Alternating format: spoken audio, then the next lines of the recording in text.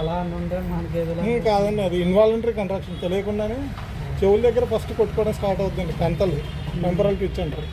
ఈ chewing gum Jos అన్నీ కూడా ఇలా కంటిన్యూ కొట్టుకుంటున్నట్టుగానే తక్కువ టకటకటకగా కొట్టేది. అది ఇప్పుడు ఇంకా కంట్రోల్లో ఉన్నట్టు. కాళ్ళు కూడా వెనకాళ్ళు ఇలా ఉండి ఉండి ఎక్కువ డ్యామేజ్ అయిందనుకోండి పెరాలసిస్లోకి వెళ్తాయి. అది రాకుండా మీకు కొంచెం నర్వైన్ సప్లిమెంట్స్ పెడతాను.